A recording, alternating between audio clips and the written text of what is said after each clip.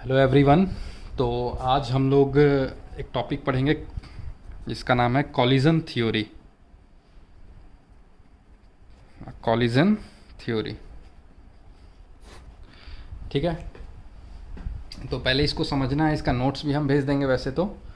और अभी हम लोग को जो टॉपिक्स पढ़ना है वो कॉलिजन थ्योरी पढ़ना है, फिर उसके बाद रेडियो एक्टिविटी स्टार्ट करेंगे, सीरीज़ पैरेलल और रेडियो एक्टिविटी उसका कुछ थ्योरेटिकल पार्ट। मतलब इस वीक में कोशिश करेंगे हम लोग ख़त्म करने का। और इस वीक में मेरा मे बी तीनों लेक्चर थोड़ा लंबा लंबा हो, या तो आधा आधा जो घंटे का वीडियो जाएगा वो एक दिन में 2 से 3 भी जा सकता है, या फिर अगर एक ही वीडियो बनेगा तो मे बी वो 1.5 घंटे तक का भी बन सकता है। लेकिन इस वीक अपने को कोशिश करना है ख़त्म करने का, ठीक है। तो स्टार्ट करते हैं हम लोग, जिसका नाम है कॉलिजन थ्योरी। तो कॉलिजन थ्योरी, सबसे पहले इस थ्योरी को देने वाले कौन थे? This theory is given by, this theory was given by Arrhenius and van't Hoff. Arrhenius and van't Hoff, इन दोनों साइंटिस्ट ने इस थ्योरी को दिया था। और ये theory is valid for, it is valid for bimolecular reaction. Bimolecular reaction, bimolecular reactions का मतलब क्या है कि मतलब 2 मॉलिक्यूल है ना। तो इस थ्योरी के अकॉर्डिंग ऐसा बोला जाता है कि जो रिएक्टेंट मॉलिक्यूल्स हैं, एक दूसरे पेज में पहले थोड़ा समझाते हैं कि जो रिएक्टेंट मॉलिक्यूल्स हैं, सपोज मान लो CO प्लस O2 रिएक्ट करके आपको CO2 बनाना है सपोज, ठीक। तो इस थ्योरी के अकॉर्डिंग ऐसा बोला जाता है कि जो रिएक्टेंट मॉलिक्यूल्स हैं वो आपस में क्या करेंगे? कोलाइड करते रहेंगे। जो भी वो मॉलिक्यूल्स हैं उनका कुछ ना कुछ वो काइनेटिक एनर्जी रहेगा। तो काइनेटिक एनर्जी तो रहेगा, इनके पास इतनी सफिशिएंट एनर्जी होना चाहिए कि ये इस एनर्जी बैरियर को पास कर सके। मतलब इतना एनर्जी जब रिएक्टेंट मॉलिक्यूल्स का हो जाएगा, मतलब ये एनर्जी किसके बराबर है? This energy is the threshold energy. तो इतना मिनिमम एनर्जी चाहिए कि ये लोग इस बैरियर को पास करके प्रोडक्ट बना सके। किसको? रिएक्टेंट मॉलिक्यूल्स को, ठीक है। इसका मतलब हम ये बोल रहे हैं कि मान लो ये मॉलिक्यूल है O2 का और ये CO का मॉलिक्यूल है सपोज, तो ये मॉलिक्यूल आपस में क्या करेंगे? कोलाइड करेंगे। और तुमको पता है कम से कम 1 सेकेंड में 10⁻20 कोलिजन्स के अराउंड होता है। 10⁻20 कोलिजन्स होते हैं 1 सेकेंड में। 1 सेकेंड्स में कितने कोलिजन होता है? 10⁻20। तो सोचो कितने ज़्यादा कोलिजन्स होते होंगे पर सेकेंड। तो इतने सारे कोलिजन्स हो रहे होंगे मॉलिक्यूल्स के बीच, और मॉलिक्यूल्स भी तो ढेर सारा है। एक मोल भी अगर इसका लोगे तो 6.02 इंटू 10⁻23 कोलिजन्स है ना, इसका मॉलिक्यूल्स हो जाएगा। इसका भी 1-2 मोल लोगे तो इसका ही बहुत ज़्यादा हो जाएगा। तो इस तरह से मॉलिक्यूल्स भी बहुत सारे हैं, तो ढेर सारा कॉलिजन होता होगा। तो अब सवाल ये उठता है कि क्या हर कॉलिजन जो है उससे प्रोडक्ट बनता होगा? कि मान लो एक मॉलिक्यूल CO का आया, एक O2 का आया और कोलाइड किया और क्या प्रोडक्ट बना लिया CO2? या कुछ इनके क्राइटेरिया होते होंगे, मिनिमम क्राइटेरिया। तो उसके लिए 2 मिनिमम क्राइटेरिया होते हैं। अगर रिएक्टेंट मॉलिक्यूल्स को प्रोडक्ट बनाना है तो 2 बैरियर होता है, उसको क्रॉस करना पड़ेगा। इसका मतलब हम ये बोल रहे हैं कि पहले ये लिखेंगे कि it is observed that not all the collision lead to product formation. जितने भी कॉलिजन होते हैं, इसका ये मतलब नहीं कि जिस हर कॉलिजन से प्रोडक्ट बन ही जाए, ठीक है। तो उसमें ओनली इफेक्टिव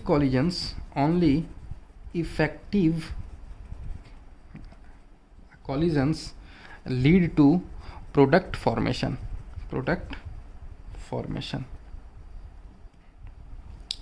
ये कॉलिजन थ्योरी पहले तो कहता है कि रिएक्टेंट मॉलिक्यूल्स को प्रोडक्ट बनाने के लिए क्या करना होगा?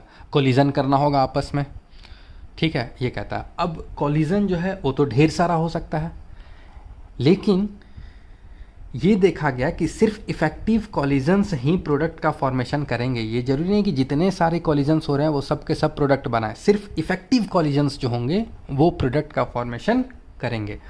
अब ये इफेक्टिव कॉलिजन्स कौन होंगे? तो for effective collision, for a collision to be effective collision होने के लिए दो क्राइटेरिया है। It must cross the following two barriers.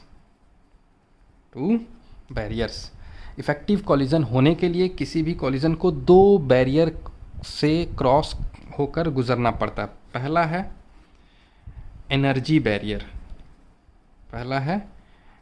Barrier और दूसरा है ओरिएंटेशन बैरियर। दूसरा क्या है? Orientation barrier. अब ये देखें कि ये भाई ओरिएंटेशन बैरियर और एनर्जी बैरियर किसको कह रहे हैं, ठीक है। तो इसको देखने से पहले तुम लोग को याद है हम केटीजी में कॉलिजन फ्रीक्वेंसी बताए थे। क्या होता था collision frequency? Number of collisions पर सेकेंड टेकिंग प्लेस इन पर second in per unit volume. Number of collisions मतलब एक सेकेंड में एक पार्टिकुलर वॉल्यूम में कितने नंबर ऑफ कॉलिजन्स हो रहे हैं, उस नंबर ऑफ कॉलिजन्स को हम लोग बोलते हैं कॉलिजन फ्रीक्वेंसी।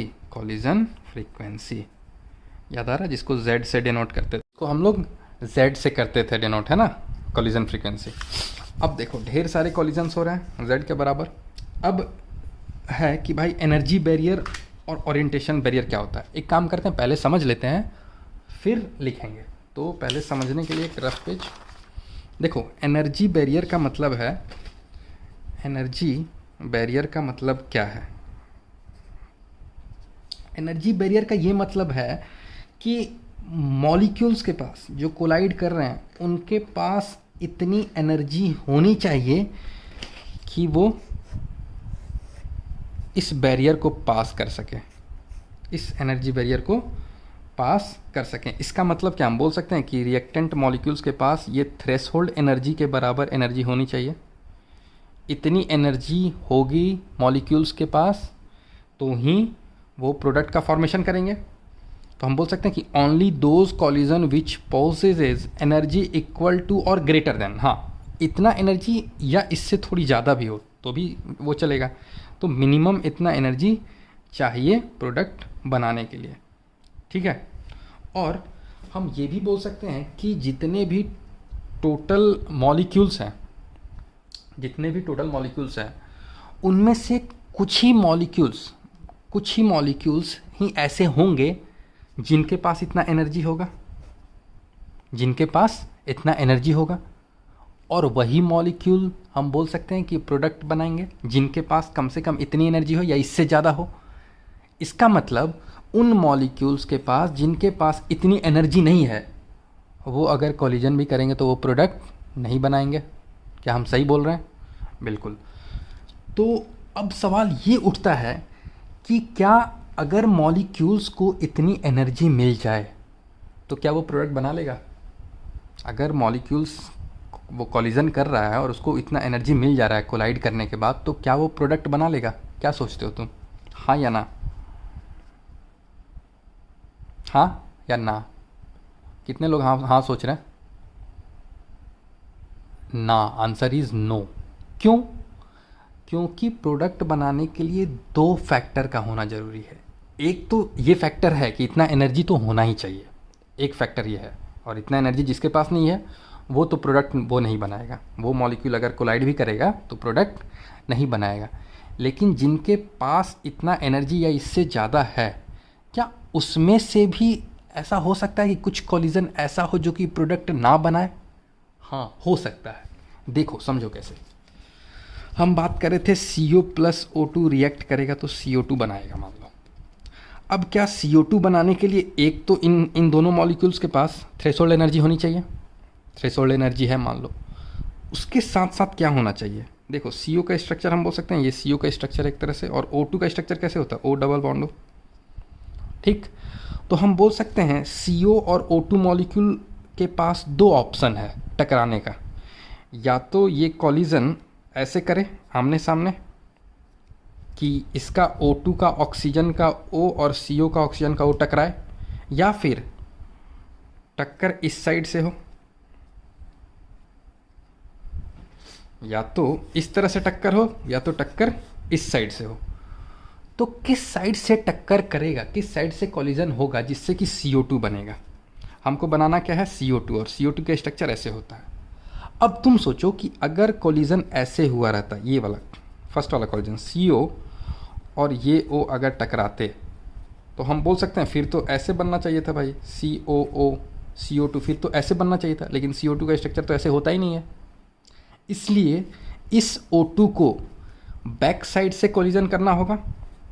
CO ये है, तो O2 को इस साइड से कॉलिजन करना होगा ताकि इधर CO2 बने, ताकि इधर CO2 बने। बात समझ पा रहे हो क्या? तो कहने का मतलब ये कि CO2 बनाने के लिए, CO2 बनाने के लिए दो तरह की चीज़ें चाहिए। एक तो एनर्जी चाहिए थ्रेशोल्ड एनर्जी के बराबर, कि ऐसा कॉलिजन हो जिसमें कि एनर्जी थ्रेशोल्ड एनर्जी के बराबर उनको मिले, ठीक। साथ ही साथ हम बोल सकते हैं उनका ओरिएंटेशन प्रॉपर होना चाहिए। उनका ओरिएंटेशन क्या होना चाहिए? Proper orientation. प्रॉपर ओरिएंटेशन का मतलब ये CO जो है वो O2 से इस साइड से टकरा है। ये वाला जो ओरिएंटेशन हम बोल सकते हैं इसको इम्प्रॉपर ओरिएंटेशन। Improper orientation. तो हम बोल सकते हैं कि जो जिसका ओरिएंटेशन इम्प्रॉपर होगा वो भी इनइफेक्टिव कॉलिजन होगा। इनइफेक्टिव कॉलिजन होगा, यानी कि ये कॉलिजन भी प्रोडक्ट नहीं बना पाएगा, भले इसके पास थ्रेशोल्ड एनर्जी के बराबर एनर्जी हो। तो इसका मतलब वही कॉलिजन्स प्रोडक्ट बना पाएंगे जिनके पास ये एनर्जी हो और प्लस जिनका ओरिएंटेशन प्रॉपर हो। एक प्रॉपर ओरिएंटेशन में वो लोग कोलाइड कर रहे हों, तो ही प्रोडक्ट बनेगा। तो यही हमने दो फैक्टर तुमको लिखवाया था, देखो, एनर्जी बैरियर और ओरिएंटेशन बैरियर। ओरिएंटेशन वो बैरियर का मतलब एक प्रॉपर ओरिएंटेशन में उनका टकराना ज़रूरी है। एनर्जी बैरियर का मतलब एक प्रॉपर मिनिमम एनर्जी उनके पास होना ज़रूरी है, ठीक है। तो अब हम बोल सकते हैं, अब देखो जिन कॉलिजन्स के पास, जिन कॉलिजन्स में ये दोनों बैरियर को क्रॉस कर सकते हैं, उन्हीं कॉलिजन्स को इफ़ेक्टिव कॉलिजन्स बोलते हैं। उन्हीं कॉलिजन्स को क्या बोलते हैं? इफ़ेक्टिव कॉलिजन्स, ठीक। तो हम ये बोल सकते हैं कि पहला एनर्जी बैरियर में ये चीज़ लिख दें हम कि only those collisions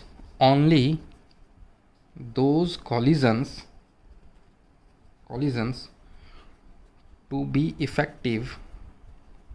effective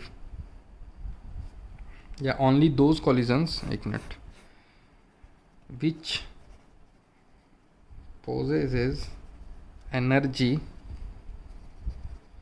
equal to or greater than threshold energy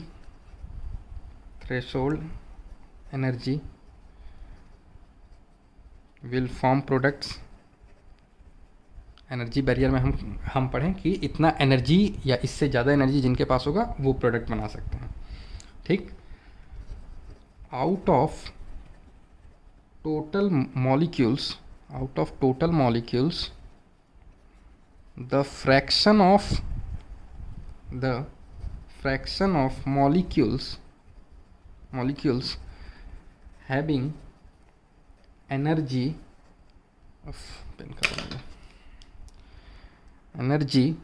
equal to or greater than threshold energy is given by e की power minus EA upon RT। इसका मतलब ये जो है ये बता रहा है, this is called Boltzmann factor. इसको बोल्ट्जमैन फैक्टर भी बोलते हैं और बर्थलोट्स फैक्टर, ये नाम है साइंटिस्ट के, ठीक है। इसका मतलब इतने फ्रैक्शन ऑफ मॉलिक्यूल्स के पास एनर्जी है थ्रेशोल्ड एनर्जी से ज़्यादा, ठीक है, थ्रेशोल्ड एनर्जी से ज़्यादा। अब देखो, अगर पूछा जाए कि भाई ऐसे मॉलिक्यूल जिनके पास थ्रेशोल्ड एनर्जी से ज़्यादा है, ऐसे मॉलिक्यूल्स जिनके पास थ्रेशोल्ड एनर्जी से ज़्यादा एनर्जी है, उनका परसेंटेज क्या होगा? तो ये क्या है, ये ई की power minus e upon R T क्या है? फ्रैक्शन ऑफ, ये क्या है? फ्रैक्शन ऑफ पार्टिकल्स या fraction of molecules having energy equal to और ग्रेटर देन थ्रेशोल्ड एनर्जी, बोल सकते हैं ये फ्रैक्शन है। और अगर इसको 100 से मल्टीप्लाई कर दोगे तो परसेंटेज ऑफ वो मिल जाएगा, percentage molecules having greater, molecules percentage of molecules having energy greater than threshold energy, greater than threshold energy. तो उसको क्या करेंगे, जो फ्रैक्शन ऑफ मॉलिक्यूल्स है उसको 100 से मल्टीप्लाई कर दो, परसेंटेज में आ जाएगा। मान लो ये फ्रैक्शन ऑफ वो मॉलिक्यूल्स आया 0.8, तो इसको 100 से जब मल्टीप्लाई करोगे तो क्या हो जाएगा? 80%, यानी 80% मॉलिक्यूल के पास एनर्जी है थ्रेशोल्ड एनर्जी से ज़्यादा। वो कौन बताएगा? ई की power minus A by R T. इसको बोल्ट्जमैन फैक्टर या बर्थलेट्स फैक्टर भी बोलते हैं। ठीक, अब देखो ये हो गया। अब दूसरा है ओरिएंटेशन बैरियर। ओरिएंटेशन बैरियर, अब हम बोल सकते हैं for a collision to be effective collision, to be effective collision, effective collision होने के लिए it must also cross the orientation barrier. Effective collision होने के लिए ओरिएंटेशन बैरियर को भी क्या करना होगा? क्रॉस करना होगा, है ना।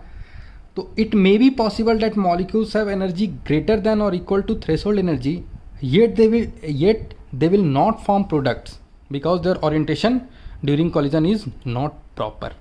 बोल सकते हैं क्या कि ऐसा भी हो सकता है कि मॉलिक्यूल्स के पास एनर्जी थ्रेशोल्ड एनर्जी से ज़्यादा हो, लेकिन फिर भी वो प्रोडक्ट का फॉर्मेशन ना करे क्योंकि उसके पास प्रॉपर ओरिएंटेशन फैक्टर नहीं है। बोल सकते हैं, इसको लिख भी लो। It may be possible that molecules have energy greater than or equal to threshold energy, yet they will not form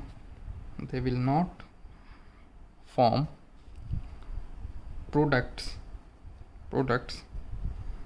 because their orientation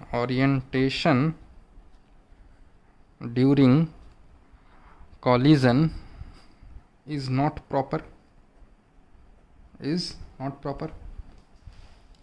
ठीक है, तो एक फैक्टर लाया गया जिसको कहा गया ओरिएंटेशन फैक्टर या स्टेरिक फैक्टर या प्रोबेबिलिटी फैक्टर। जैसे कि to account for the orientation factor या इसी को क्या बोलेंगे? प्रोबेबिलिटी फैक्टर या स्टेरिक फैक्टर भी इसको बोलते हैं। प्रोबेबिलिटी का स्पेलिंग लिखो यार सही से। प्रोबेबिलिटी, ठीक है, प्रोबेबिलिटी, ऐसी को स्टेरिक फैक्टर भी बोलते हैं। तो एक मल्टीप्लाई किया गया किससे? स्टेरिक फैक्टर से, जिसको कहा गया पी। इसको क्या कहा गया? पी। इसका मतलब देखो, जो टोटल नंबर ऑफ वो कॉलिजन्स पर यूनिट पर सेकेंड पर यूनिट वॉल्यूम में जो कॉलिजन्स हो रहा था उसको क्या बोल रहे थे? Collision frequency. ठीक, इतना कॉलिजन फ्रीक्वेंसी है। अब इसको मल्टीप्लाई करेंगे ई की power minus E A by R T से, तो क्या हो जाएगा? ये हो जाएगा कि ये है टोटल वो कॉलिजन फ्रीक्वेंसी है ना, उसमें इससे मल्टीप्लाई कर दिए, इसका मतलब मुझे इतना मॉलिक्यूल्स मिल गए जिनके पास थ्रेशोल्ड एनर्जी, ठीक है। और इसको P से अप्लाई करेंगे तो ये ओरिएंटेशन फैक्टर भी हम लगा दे रहे हैं, ठीक है। और इसको हम लोग बोलेंगे K, इसको क्या बोलेंगे K, यानी रेट कांस्टेंट। तो अपना जो रेट कांस्टेंट है वो कहीं ना कहीं ओरिएंटेशन फैक्टर पे भी डिपेंड करेगा, है ना, P से। अब देखो हम अभी आर्हेनियस इक्वेशन में क्या पढ़े थे, K इज इक्वल टू ए ई की पावर माइनस ई ए अपॉन आर टी पढ़े थे। तो ये क्या हो गया, फ्रैक्शन ऑफ मॉलिक्यूल्स जिसके पास थ्रेशोल्ड एनर्जी से ज़्यादा एनर्जी है। और Z इंटू पी को हम लोग क्या बोल रहे हैं, Z इंटू पी को बोल रहे हैं, क्या इसको बोलते हैं ए को क्या बोलते हैं, pre exponential factor, pre exponential factor. तो यहाँ से अपने को रेट कांस्टेंट आ जाएगा और उससे हम लोग, इसका मतलब हम इससे ये निकाल